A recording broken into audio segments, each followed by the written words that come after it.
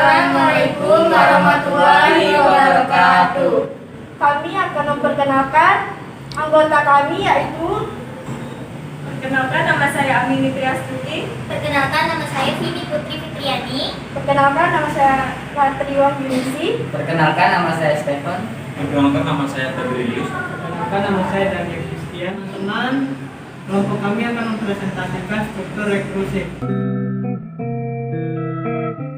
Baiklah, berikut adalah pengertian struktur rekrusif. Rekrusif adalah suatu proses yang bisa mengambil dirinya sendiri.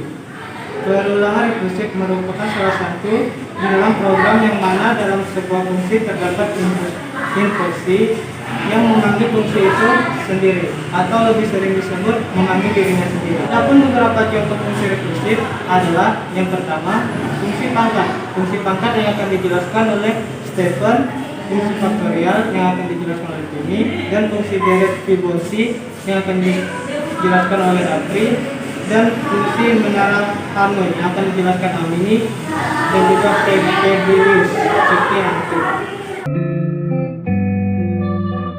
Oke, yang pertama yaitu fungsi pangkat.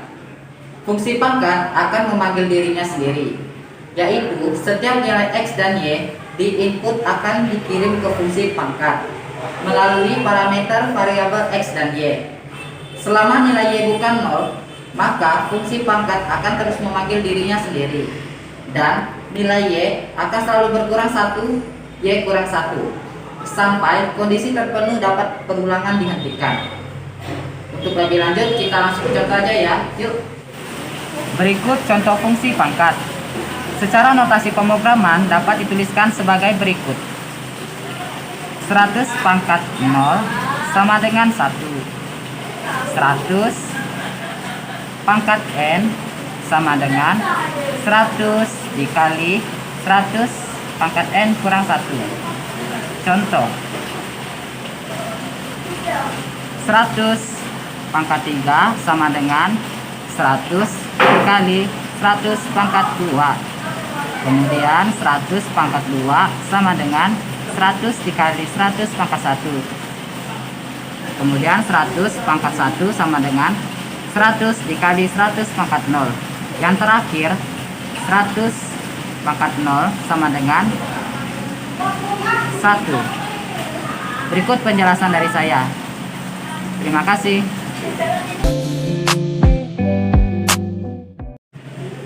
Yang kedua, fungsi faktorial. Fungsi faktorial adalah fungsi rekursif karena memanggil fungsinya sendiri. Pada saat dijalankan program akan meminta memasukkan bilangan pada variabel bil. Kemudian bilangan tersebut akan dikirim ke fungsi faktorial lewat parameter A. Selama nilai A tidak sama dengan 1, maka fungsi faktorial akan terus memanggil dirinya sendiri. Perulangan akan berhenti ketika nilai sama dengan 1. Contohnya akan saya jelaskan sebagai berikut. Faktorial 0 faktorial sama dengan 1. N faktorial sama dengan N dikali N kurang 1 faktorial. Ini untuk N lebih dari 0. Secara notasi pemrograman,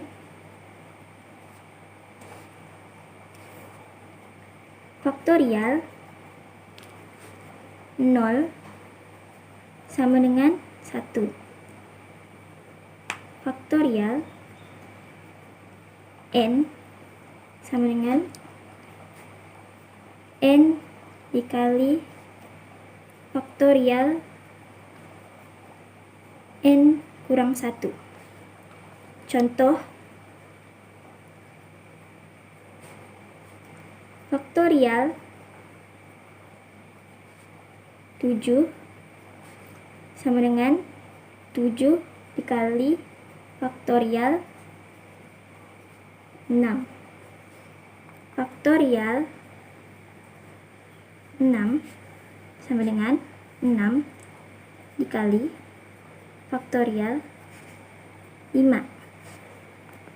Faktorial 5 sama dengan 5 dikali faktorial 4.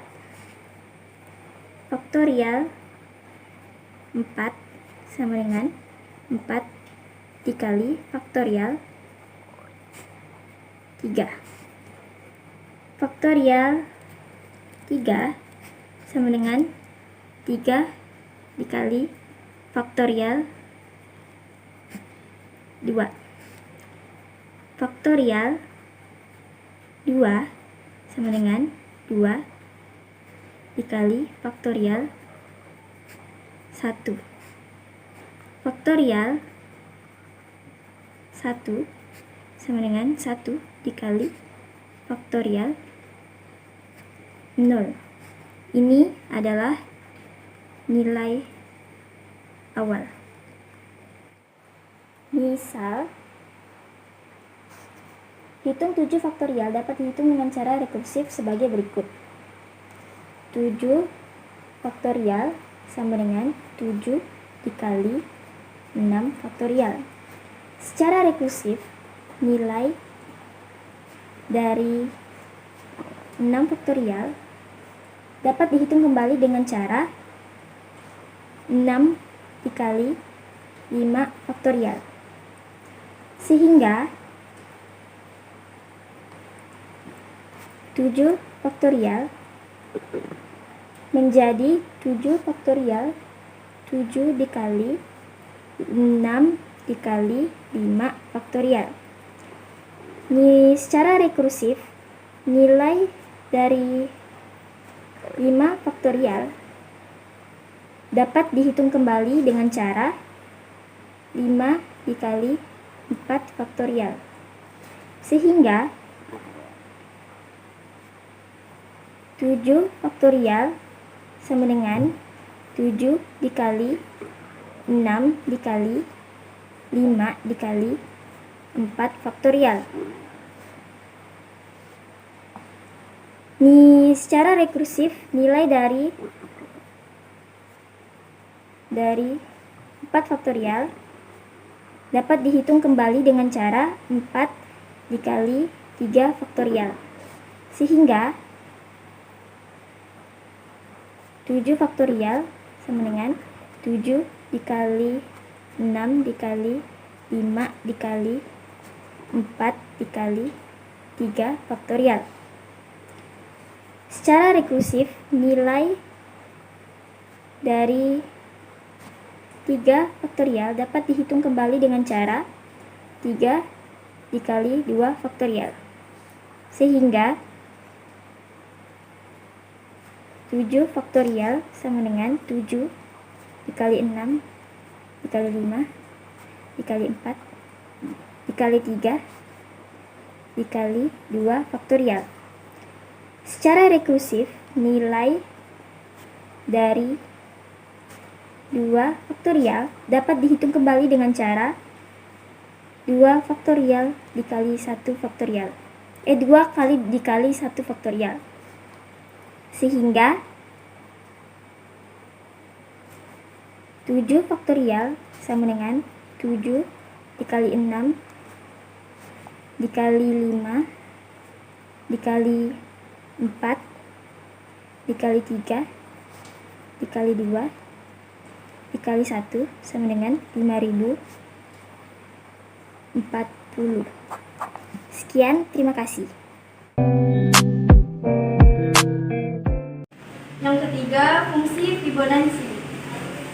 1. Fungsi Fibonacci merupakan fungsi rekursif yang memanggil dirinya sendiri. Yang kedua, bilangan Fibonacci adalah bilangan yang memiliki suku awal 0 dan 1. Dan suku berikutnya adalah penjumlahan dari 2 suku sebelumnya. Ketiga, fungsi Fibonacci akan terus memanggil dirinya ketika nilai n bukan bernilai 0 atau 1 dengan melakukan proses penjumlahan Fibonacci n dikurang 1 ditambah Fibonacci n dikurang 2. Saya akan berikan contohnya sebagai berikut. Oke, di sini saya akan menjelaskan cara mencari deret Fibonacci. Di sini sudah ada deret Fibonacci, yaitu 0, 1, 1, 2, 3, 5, 8, dan seterusnya. rumus untuk mencari deret Fibonacci, yaitu Fibo ke-1 bernilai 0 dan Fibo kedua bernilai 1.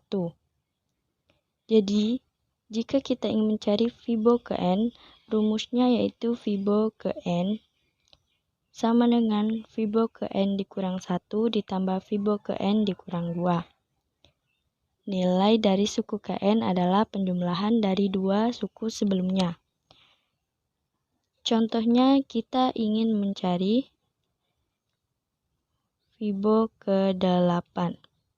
Jadi kita ikutin rumus di atas, yaitu Fibo ke-8 dikurang 1 ditambah Fibo ke-8 dikurang 2 sama dengan Fibo 8 dikurang 1 sama dengan 7 ditambah dengan Fibo 8 dikurang 2 sama dengan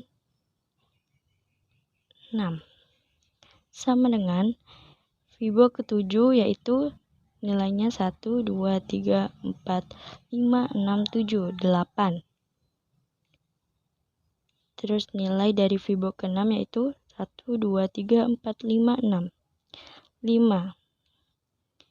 Sama dengan 8 ditambah 5 yaitu 13. Dan itulah nilai dari Fibo ke-8 yaitu 13. Itulah cara mencari deret Fibonacci. Sekian dari saya. Terima kasih.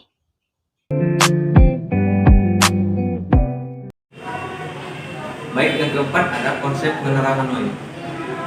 Tujuan permainan ini adalah memindahkan N, dua mangkok dari tonggak asal A melalui tonggak bantu B menuju tonggak tujuan C.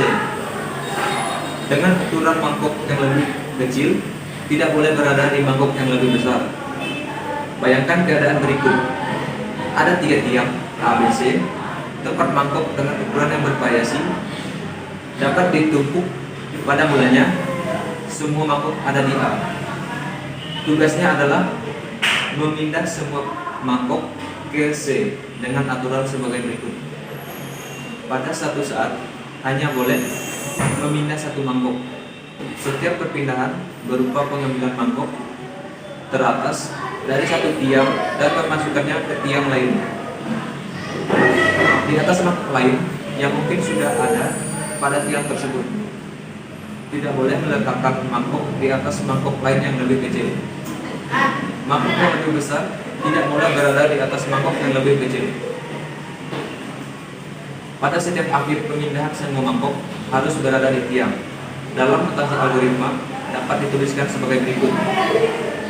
Jika N sama dengan 1, maka langsung pindahkan saja mangkok dari tiang A ke tiang C dan selesai. Pindahkan N 1 mangkok yang paling atas dari tiang A ke tiang B. Pindahkan mangkok ke N, mangkok terakhir dari tiang A ke tiang C. Pindahkan N1 mangkok dari tiang B ke tiang C. Untuk penyelesaian masalah, kita daftarkan terlebih dahulu langkah-langkah penyelesaiannya. Ketika kondisi mangkok N sama dengan 1, maka 1 dipindahkan dari A ke C. N sama dengan 2, pindahkan mangkok 1 dari A ke B. Pindahkan mangkok 2 dari A ke C. Pindahkan mangkok 1 dari B ke C. Untuk contohnya akan dijelaskan oleh Amini. Sekian dari saya. Terima kasih. Baik, di sini saya akan mempraktikkan notasi algoritma dari menara Hanoi. Sebelum saya mempraktikkannya, mari kita hitung dulu berapa langkah untuk pemindahannya. Di sini kita akan menggunakan rumus 2 pangkat N dikurang 1, yang dimana N ini berarti sebuah mangkok yang akan kita gunakan untuk praktiknya. Nah, berikut ini adalah rumusnya. Karena saya akan menggunakan 4 buah mangkok, maka menjadi 2 pangkat 4 dikurang 1, yang dimana hasil dari 2 pangkat 4 ini adalah 16 dikurang 1 sama dengan 15. Yang berarti 15 langkah inilah yang harus kita raih. Tidak boleh kurang maupun tidak boleh lebih. Mari kita coba. Nah, di sini saya sudah mempunyai 4 buah mangkok. Anggap saja ini ada menara A, menara B, serta ini adalah menara C. Bagaimana cara melakukannya? Yang pertama, pindahkan yang nomor 1 ini ke menara B. Lalu, nomor 2 ke menara C. Lalu, pindahkan lagi yang nomor 1 ini ke menara C. Nomor 3 ke menara B. Nomor 1 pindahkan ke menara A. Kenapa boleh antara 1 sama 4 ini disatukan? Karena bilangan terkecil itu hanya boleh paling atas, sedangkan bilangan yang paling besar itu di bawah tidak boleh terbalik seperti ini. Dia hanya boleh seperti ini. Jadi yang kecil itu harus banget di atas. Baik, mari kita lanjutkan. Lalu yang nomor 2 ini pindahkan ke menara B. Nomor 1 pindahkan lagi ke menara B.